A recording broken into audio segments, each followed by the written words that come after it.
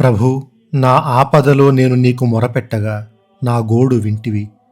నేను పాతాళ లోకము నుండి నీకు ప్రార్థన చేయగా నా వేడికోలును ఆలించితివి. యోనా ప్రవక్త గ్రంథము 2వ అధ్యాయము 2వ వచనము. క్రీస్తు ప్రభువు పునరుత్థాన మహోత్సవము.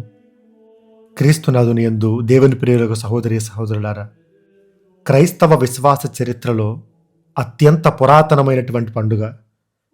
హింసించబడే రోజుల్లో కూడా అత్యంత అర్థవంతముగా నిండైన అర్థాలతో ఉన్నటువంటి దైవార్చనను పాటిస్తూ హింసించబడే క్రైస్తవులు కూడా నిర్వహించుకున్నటువంటి గొప్ప పండుగ పాస్కా మహోత్సవము. ఈరోజు ప్రపంచము అత్యంత ఘనంగా జరుపుకునేటువంటి 2 పండుగలు క్రిస్మస్ పండుగ, ఈస్టర్ పండుగ. ఇతర పండుగలు చాలా ఉన్నాయి. వాటన్నిటికీ తల్లి లాంటిది, క్రైస్తవ మతానికి వెన్నెముక లాంటిది, మనందరి విశ్వాసానికి ప్రతీక పునరుత్థాన మహోత్సవము. మన దైవార్చన క్యాలెండర్లో అనేక పండుగలు మనం జరుపుకుంటూ ఉంటాము.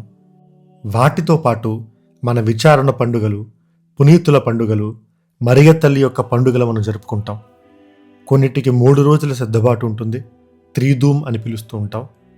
కొన్నిటికి 9 రోజుల సిద్ధపాటు ఉంటుంది, నొవేనా లేదా నవదిన ప్రార్థనలు అని అంటూ ఉంటాం. ఆ తరువాత క్రిస్మస్ పండుగ కోసం 4 వారాలు తల్లి తిరుసభ కేటాయిస్తుంది. వీటన్నిటికంటే ఎక్కువగా మరే ఇతర పండుగ కోసం మనం ఎదురు చూడనంతగా పాస్కా పండుగ కోసం నిండైనటువంటి 6 వారాల సిద్ధపాటును కేటాయించింది. ఏదైనా ఒక వస్తువు కోసం, ఒక మనిషి కోసం మనం ఎంతగా ఎదురు చూస్తున్నామంటే, ఎంతగా ఎదురు చూడడానికి మనం సిద్ధంగా ఉన్నాము అంటే అంత గొప్ప పండుగ అని అర్థం. క్రైస్తవ మత తొలినాళ్ల నుండి ఈ పునరుత్థాన మహోత్సవానికి ప్రత్యేకమైనటువంటి స్థానం ఉండింది. జ్ఞానస్నానం పొందబోయే ప్రతి ఒక్కరూ సంవత్సరం అంతా ఎదురు చూసి ఈ రోజున జ్ఞానస్నానం తీసుకునేవాళ్ళు. కాలక్రమేణా ఈ పండుగకు మరింత అర్థమైనటువంటి గురుతులను తల్లి తిరుసభ చేర్చింది. చాలామంది ఇతర సంఘాల వాళ్ళు శ్రీసభను విమర్శిస్తూ అర్థం పర్థం లేని సాంప్రదాయాలతో మన దైవార్చన నిండిపోయి ఉంటుందని ఎవరైతే అంటూ ఉంటారో వాళ్ళకి ఈరోజు పాస్కా పండుగ జాగరణ పూజలో మనం పాటించేటువంటి శ్రీసభ చేసేటువంటి ప్రతి చిన్న గుర్తు, ప్రతి చిన్న సంజ్ఞ, వీటన్నిటికీ ఉన్నటువంటి అర్థాన్ని తెలుసుకుంటే వాళ్ళందరితో పాటు కథోలికులుగా జీవించే మనం కూడా నివ్వెరపోతాం. ఇది మా కథోలిక సంఘం, దీని వెనుక ఇంత పరమార్థం, అర్థం దాగి ఉంది అని గర్వంగా మనందరం చాటి చెప్పేంత అర్థవంతంగా మన దైవార్చన ఉంటుంది. వాటన్నిటికీ ఒక మకుటంలా ఈ పాస్కా త్రయాహం, దానిలోనూ ఒక బంగారు వజ్రంలా పాస్కా పండుగ యొక్క జాగరణ పూజ మెరుస్తూ ఉంటుంది. ఉదాహరణకి పవిత్ర గురువారం రోజున కడరా భోజన పూజలో శిలువ గుర్తు వేశాము, పితా పుత్ర పవిత్రాత్మ నామమున అని. ఆ తర్వాత ఆ రోజు పూజ చివరలో ఘనమైనటువంటి ఆశీర్వాదాలు ఇవ్వబడలేదు, కేవలం దివ్య సత్ప్రసాద ఆరాధన జరిగింది. నిన్నటి రోజున పెద్ద శుక్రవారం రోజున పవిత్ర శుక్రవారపు దినాన గురువు పూజ అర్పించటానికి వచ్చినప్పుడు శిలువ గుర్తు వేయకుండా నేరుగా వెళ్ళి పీఠము ముందు సాష్టాంగ నమస్కారము చేసి సాగిలపడి వెళ్ళి సంఘ ప్రార్థన కొనసాగించారు. దివ్య సత్ప్రసాద స్వీకరణ అయిపోయిన తర్వాత మరలా ప్రత్యేకమైనటువంటి ఆశీర్వాదాలు ఇవ్వబడలేదు. ఎందుకంటే పవిత్ర గురువారము, పవిత్ర శుక్రవారము పాస్కా జాగరణ పూజ. కేవలము పాస్కా జాగరణ పూజ చివరిలో మాత్రమే మనకి ప్రత్యేకమైనటువంటి ఆశీర్వాదాలు ఇవ్వబడతాయి. క్రీస్తు ప్రభుని యొక్క పాటులు, మరణము, పునరుత్థానం అనేటువంటి దాన్ని ఒక్కటే పరమ రహస్యంగా మనం గమనించాలి అని శ్రీసభ ఇలా అర్థవంతంగా చేసింది. 6 వారాల పాటు మనం హల్లెలూయా అనేటువంటి మాటను మనం ఉపయోగించలేదు. హిబ్రూ భాషలో హల్లేల్ అంటే స్తుతించడం, హల్లేలు అంటే స్తుతించండి అని, యా అంటే యావే అనేటువంటి పదం, హల్లెలూయా అంటే యావే దేవుని స్తుతించండి అని. ఎంతో సంతోషంగా ప్రతిరోజు సువిశేషానికి ముందు ఆనందంగా పాడేటువంటి హల్లెలూయా అనేటువంటి మాటను ఉపసంహరించుకుని నియంత్రించుకుని ఈరోజు పాడటం కోసం తల్లి తిరుసభ 6 వారాలుగా ఎదురు చూస్తూ ఉంది. దేవుని యొక్క మహిమ, దేవుని యొక్క స్తుతి అనేది క్రీస్తు ప్రభుని యొక్క ఉత్థానంలో ఎంత సంపూర్ణంగా వెల్లడవుతుందో ఈరోజు మనకు అర్థమవుతుంది. అలాగే ఈ దైవార్చనలో పునీత యోసేపు గారి పండుగ, మంగళవార్త మహోత్సవము, గురుత్వ స్థాపన పవిత్ర గురువారం రోజున, వీటిని మినహాయించి గ్లోరియా కూడా ఇప్పుడు పాడబడలేదు. ఇన్ని రోజుల ఎదురుచూపుకు గత 3 రోజుల నిశ్శబ్దాన్ని పటాపంచలు చేస్తూ హల్లెలూయా గ్లోరియాలు ప్రతిధ్వనిస్తాయి. ఈరోజు దైవార్చన ఎంత నిండుగా, ఎంత గొప్పగా ఉంటుంది అంటే, పాస్కావత్తిని వెలిగించేటటువంటి అగ్ని ఏ అగ్గిపెట్టె నుండో, వేరే ఏ ఇతర కొవ్వొత్తు నుండో కాకుండా నూతనంగా అగ్గిని రగిలించి దాని నుండి పాస్కా కొవ్వొత్తిని వెలిగిస్తారు. పవిత్ర శుక్రవారపు రోజున క్రీస్తు ప్రభుని యొక్క మరణము ద్వారా ఈ లోకములో అలుముకున్నటువంటి చీకటిని చీల్చుకుంటూ వచ్చేటువంటి నూతన వెలుగుగా ఉంటుంది. ఆది కాండంలో దేవుడు చేసిన మొట్టమొదటి సృష్టి వెలుగు కలుగునుగాక, నేనే లోకమునకు వెలుగును అని పలికిన క్రీస్తు ప్రభుని యొక్క మాటలు ఈ నూతన అగ్నితో పాస్కావత్తిని వెలిగించటంలో నెరవేరుతూ ఉంటాయి. మండుచున్న పొద రూపంలో ఎలా అయితే యావే దేవుడు మోషేకి తనను తాను బయలుపరుచుకున్నారో, యేసుక్రీస్తుని యొక్క పునరుత్థాన వెలుగు ఈ పాస్కావత్తిలో మనకు నిండుగా కనిపిస్తూ ఉంటుంది. ఈరోజు దైవార్చనలో 4 భాగాలు ఉంటాయి: జ్యోత్యర్చన, వాక్యార్చన, జ్ఞానస్నానార్చన, కృతజ్ఞతార్చన. జ్యోతి అర్చన అంటే పాస్కావత్తిని వెలిగించటం. దైవ వాక్యార్చన అంటే పరిశుద్ధ గ్రంథ పఠనాలు. కేవలం జ్ఞానస్నానాభిలాషుల కోసం 6 వారాల్లో ప్రతి వారము మొదటి పఠనం వాళ్ళ కోసమే కేటాయించబడింది. రక్షణ చరిత్రలోని ప్రధానమైనటువంటి ఘట్టాలన్నీ వాళ్ళకు అర్థమయ్యేలా, వాళ్లకు తెలిసేలా వాళ్లకు శ్రీసభ బోధించింది. మనకు పూజల్లో చదవబడే ప్రతి పరిశుద్ధ గ్రంథ పఠనం వెనుక ఎంత ఆలోచన, ఎంత అర్థవంతమైనటువంటి విధంగా వాటిని ఎంచుకున్న పద్ధతి, ఇవన్నీ కూడా మనల్ని ఆలోచింపు చేస్తాయి. పాత నిబంధన నుండి 7 పఠనాలు, నూతన నిబంధన నుండి 1 పఠనము, 8 పఠనాల తర్వాత సువిశేషము చదవబడుతుంది. ప్రతి పఠనం తర్వాత గురువు యొక్క ప్రత్యేక ప్రార్థన ఉంటుంది. 3వ భాగము జ్ఞానస్నానార్చన. ఇందులో నీరు అనేది ప్రధానమైనటువంటి ఒక గుర్తు. సాధారణంగా మనం పవిత్ర జలాలు, హోలీ వాటర్ని మనం ఆశీర్వదించటం చూస్తే గురువు ఆ నీటిలో ఉప్పును కలుపుతారు. కానీ పాస్కా పండుగ రోజున ఉప్పుకు బదులుగా పాస్కా వత్తిని ఆ నీళ్లలో ముంచుతారు. తల్లి తిరుసభ వధువు క్రీస్తు వరుడు అయితే జ్ఞానస్నానం పొందబోయే వాళ్ళు బిడ్డలు. మన సంఘంలో నూతన బిడ్డలు జ్ఞానస్నానం పొందుతూ ఉన్నారు అనంటే మనకు విశ్వాసంలో సోదరులు పుట్టినట్టే. ఎలా అయితే నిద్రావస్థలో ఉన్నటువంటి ఆదాము పక్క నుండి దేవుడు ఏవమును చేశారో, అలానే యేసుక్రీస్తు యొక్క మరణము తరువాత ఈట చేత తన ప్రక్కన పొడవబడి రక్తము నీరు స్రవించినప్పుడు వాటి నుండి శ్రీసభ పుట్టింది అనేది మన విశ్వాసం. అలానే ఈ నీటితో నూతనంగా కొంతమంది జ్ఞానస్నానం తీసుకున్నప్పుడు వాళ్ళతో పాటు మనము కూడా ఆనందాన్ని పంచుకుంటాము, మన విశ్వాసాన్ని మరలా పునః ప్రకటిస్తాం. ఈరోజు మన పరిశుద్ధ గ్రంథ ధ్యానాన్ని 2 భాగాలుగా మనం అర్థం చేసుకోవచ్చు. మొదటిది పునరుత్థానం యొక్క ఆధారాలు లేదా బైబిల్ గ్రంథంలోని గుర్తులు. మొట్టమొదటి ఆధారము ఖాళీ సమాధి. ఒక సమాధిలో ఎవరినైనా సమాధి చేసినప్పుడు క్రీస్తు ప్రభు రోజుల్లో సమాధిని ఒక పెద్ద రాతితో మూసేవాళ్ళు. ఈ విషయాన్ని సువిశేషాలు కూడా ప్రస్తావిస్తాయి. ఒకవేళ యేసుక్రీస్తు యొక్క మృతదేహాన్ని శిష్యులు తీసుకుని వెళ్ళి ఉత్థానమయ్యాడు అని చెబుతారేమోనని కాపలాదారులను కూడా పెట్టారు. వాళ్ళు చెప్పే సమాధానం, మేము నిద్రపోతూ ఉండగా వాళ్ళు వచ్చి తీసుకుని వెళ్ళిపోయారు అని. కానీ యేసుక్రీస్తు కాలంలో తన విధులు నిర్వర్తించేటువంటి సైనికుడు నిద్రపోతే తనకి మరణశిక్ష మాత్రమే దారి. ఆ కోణంలో చూసినా కూడా వాళ్ళు చెప్పింది ఒక కట్టు కథ అనేది అర్థమవుతుంది. 2 వారాల క్రితం లాజరు యొక్క పునర్జీవనం గురించి మనం ధ్యానం చేసినప్పుడు, ప్రేత వస్త్రాలతో తను సమాధి నుండి బయటకు వచ్చింది, తనకు మళ్ళీ వాటితో పని ఉంటుంది కాబట్టి, కానీ యేసుక్రీస్తు యొక్క ప్రేత వస్త్రం క్రమ పద్ధతిలో చుట్టబడి తలవైపు భాగాన ఉంచబడింది అని యోహాను గారు చెప్తారు. తన శరీరం కనబడకపోవటం, సమాధి ఖాళీగా ఉండటం, ఇవన్నీ చక్కగా మడత పెట్టబడి అక్కడ ఉండటం. ఎందుకు ఇంత స్పష్టంగా యోహాను గారు రాశారు అంటే, ఆ రోజుల్లో ఒక్కోసారి కొంతమంది మృతదేహాలని తీసుకుని వెళ్ళేవాళ్ళు. ఎందుకంటే భూస్థాపన చేసినప్పుడు వాటితో పాటు విలువైన వాటిని ఏమైనా ఉంచినప్పుడు దొంగతనం చేయటం కోసం.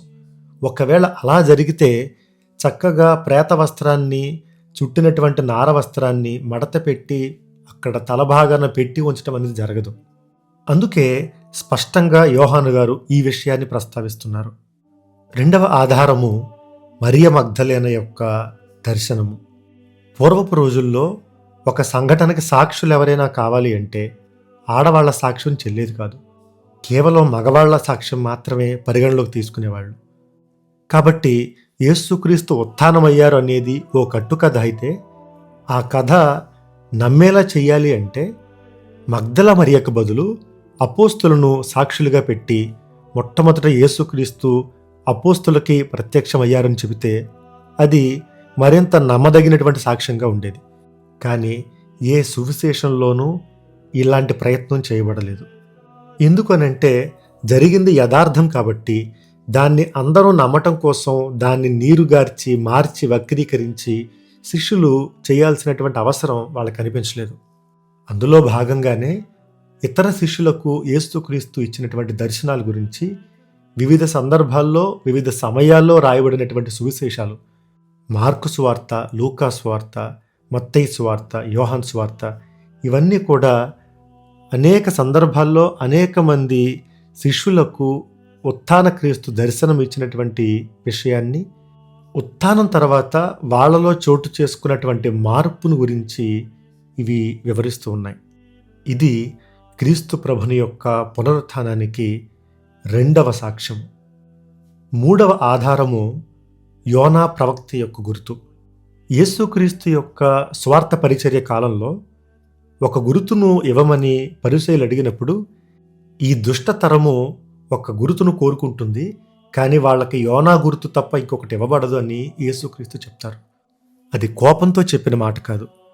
నిజానికి సువిశేషాల్లో యేసుక్రీస్తు తన యొక్క పాటుల ప్రస్తావన 3 సార్లు చేస్తారు. 3 సార్లు తాను ప్రధానార్చకులకు, పరిసయ్యులకు, ధర్మశాస్త్ర బోధకులకు అప్పగించబడతారని, సిలువ వేసి చంపబడతారని, మరలా 3వ రోజు ఉత్థానమవుతారనే విషయాన్ని పదే పదే యేసుక్రీస్తు చెప్పారు. ఆ సందర్భంలో వ్రాయబడి ఉన్నట్లే ఆయన ఉత్థానమగును అని అంటారు. యేసుక్రీస్తుని యొక్క శ్రమల గురించి పాత నిబంధనలో యెషయా ప్రవక్త గ్రంథంలో మనకు కనిపిస్తుంది. తన యొక్క మరణాన్ని గురించి కీర్తనల్లో కొన్ని వచనాలు కనిపిస్తాయి. మరలా బాధామయ సేవకుని యొక్క గీతం రూపంలో యెషయా ప్రవక్త గ్రంథంలో, ఇతర ప్రవక్తల గ్రంథాల్లో మనకు కనిపిస్తాయి. కానీ పునరుత్థానానికి సంబంధించినటువంటి ప్రస్తావన ఎక్కడా కూడా మనకు పాత నిబంధనలో కనిపించదు.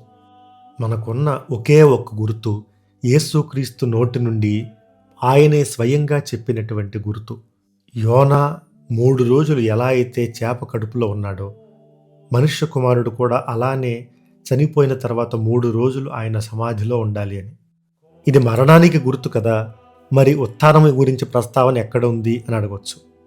నిజానికి యోనా ప్రవక్త గ్రంథంలో తను చేసేటువంటి ప్రార్థన ఒకటి ఉంటుంది.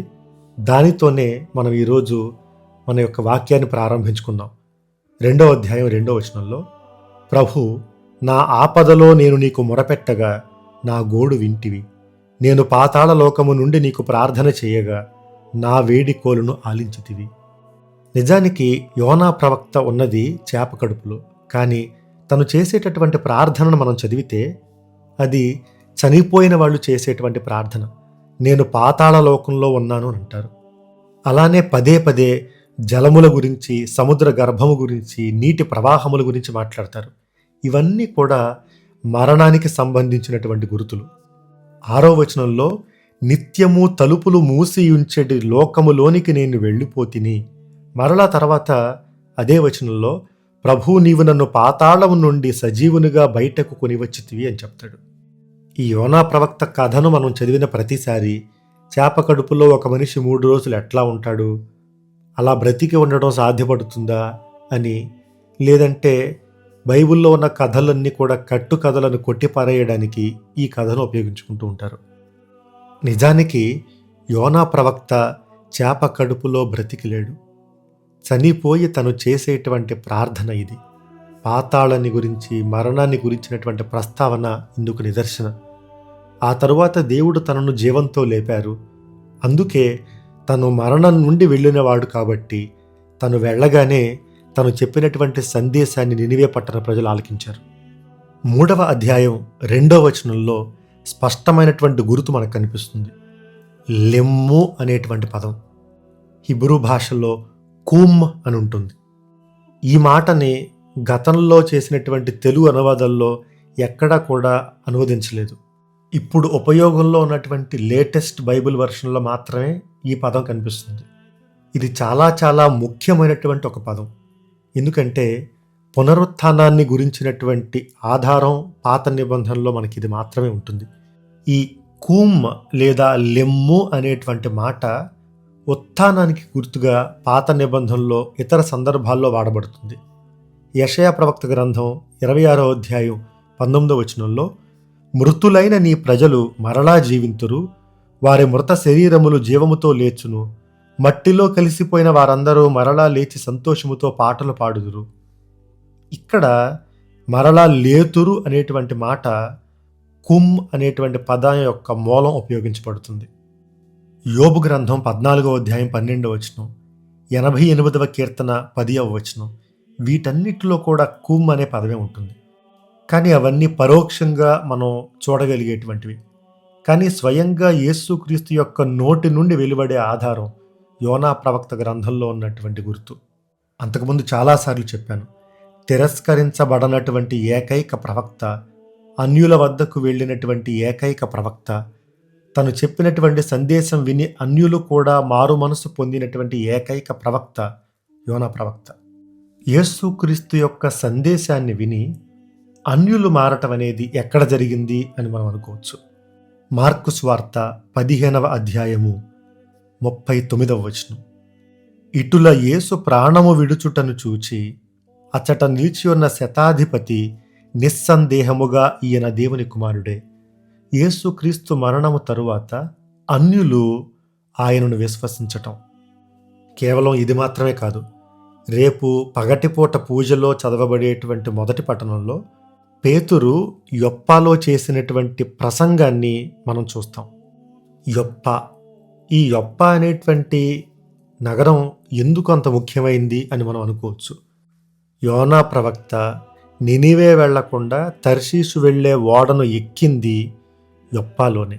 అంటే ఎక్కడైతే అన్యులకు దేవుని సందేశాన్ని ప్రకటించకుండా పారిపోయాడో యోనా ప్రవక్త, అక్కడికి వెళ్ళి యేసుక్రీస్తు యొక్క సందేశాన్ని పేతురు ప్రకటిస్తాడు. తన తరపున ప్రకటించేది తానే అయినా తనను నడిపించేది ఉత్థాన క్రీస్తు.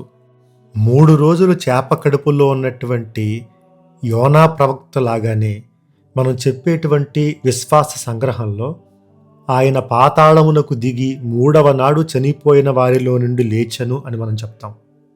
పేతురు గారు రాసిన మొదటి లేఖ 3వ అధ్యాయం 19వ వచనంలో ఆయన చెరయందున్న ఆత్మల యొద్దకు ఆత్మరూపమున వెళ్ళి వారికి బోధించెను అని ఉంటుంది.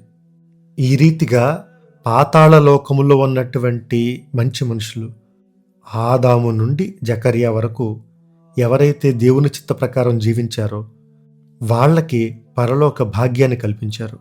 వీటితో పాటు 3 రోజులు అనేటువంటి విషయాన్ని గురించి మనం ప్రస్తావించాలి అంటే, అబ్రహాము ఈసాకును బలిగా అర్పించటానికి తీసుకుని వెళ్ళినప్పుడు 3వ రోజున దేవుడు అర్పించబడే చోటును చూపించారు. అదే 3వ రోజున తనను తిరిగి అబ్రహాముకి ఎలాంటి హాని చేయకుండా తిరిగి అప్పగించారు. పాత నిబంధనలో ఉన్నటువంటి యోసేపు తన యొక్క అన్నలను 3 రోజుల పాటు చెరలో ఉంచి 3వ రోజున వాళ్ళని విడిపిస్తాడు. నిర్గమకాండం 19వ అధ్యాయం 11వ వచనంలో మోషేతో దేవుడు మాట్లాడడానికి వచ్చేది 3వ రోజునే. దావీదు మహారాజు తను చేసినటువంటి తప్పుకు దేవుని యొక్క శిక్షను పొందుతూ ఉన్నప్పుడు, ప్రభు నేను కదా తప్పు చేసింది, నన్ను శిక్షించండి, ప్రజల్ని శిక్షించకండి అని దేవునికి బలి అర్పిస్తూ పశ్చాత్తాపపడినప్పుడు 3వ రోజున దేవుడు తన ప్రార్థనను ఆలకించారు అని ఉంటుంది. 2వ ధ్యానాంశము పునరుత్థానము, నూతన నిర్గమము. బైబిల్ గ్రంథంలో మొట్టమొదటిసారి పాటలు పాడింది ఎప్పుడు? నిర్గమకాండము 15వ అధ్యాయము 1వ వచనము. ఎర్ర సముద్రము దాటిన వెంటనే ఇశ్రాయేలీయులతో కలిసి మోషే ప్రవక్త మొట్టమొదటి గీతాన్ని పాడారు. ఆ తర్వాత హన్నా స్తోత్ర గీతము, నూతన నిబంధనలో జకర్యా స్తోత్ర గీతము, మరియ తల్లి స్తోత్ర గీతము, సిమియోను స్తోత్ర గీతము, ఇవన్నీ ఉంటాయి. కానీ బైబిల్ గ్రంథంలో మొట్టమొదటి స్తోత్ర గీతము, పాటలు పాడటం గురించిన ప్రస్తావన మనకి మహానిర్గమం దగ్గర జరుగుతుంది. The great Exodus. మాటల్లో వర్ణించలేని దాన్ని మాత్రమే మనం పాటలో పాడతాము. భావోద్వేగానికి మనం లోనయ్యినప్పుడు అప్పుడు పాటలు పాడతాము. ఆదికాండం అంతా కూడా మనకు పాటల ప్రస్తావన ఉండదు.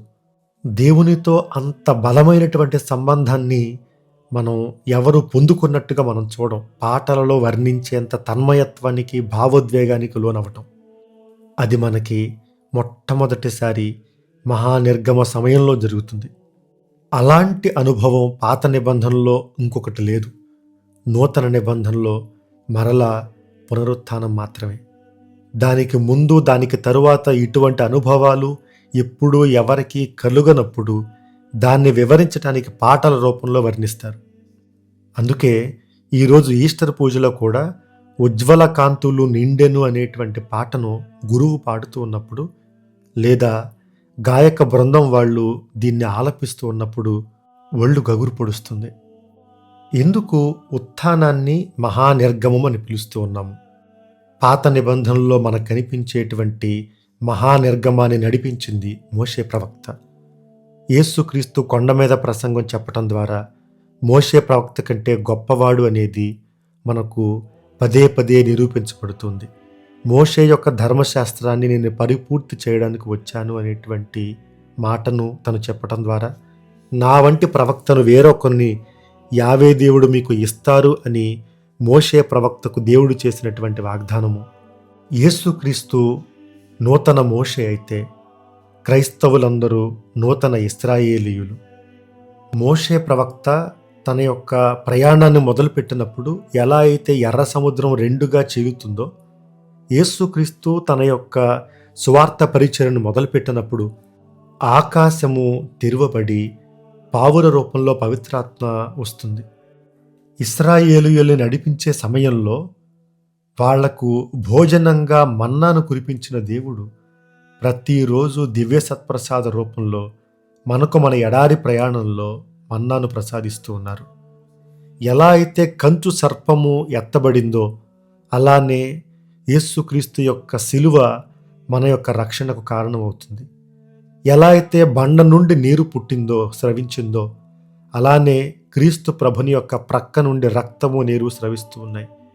ఎలా అయితే పాత నిబంధనలో మందసము తీసుకుని వెళ్ళబడిందో, అలానే నూతన నిబంధనలో మరియ తల్లి దివ్య మందసంలా మనకు కనిపిస్తారు. ఎలా అయితే పాత నిబంధనలో పాస్కా గొర్రె పిల్ల రక్తము ఇశ్రాయేలీయులను కాపాడుతుందో, నూతన నిబంధనలో అలానే యేసుక్రీస్తుని యొక్క రక్తము మనల్ని సంరక్షిస్తుంది. ఎలా అయితే 12 గోత్రాల యొక్క ప్రజలు ఇశ్రాయేలీయులుగా ఉంటారో, అలానే నూతన నిబంధనలో 12 మంది అపోస్తులు మనకు నూతన ఇశ్రాయేలీయులుగా ఉంటారు.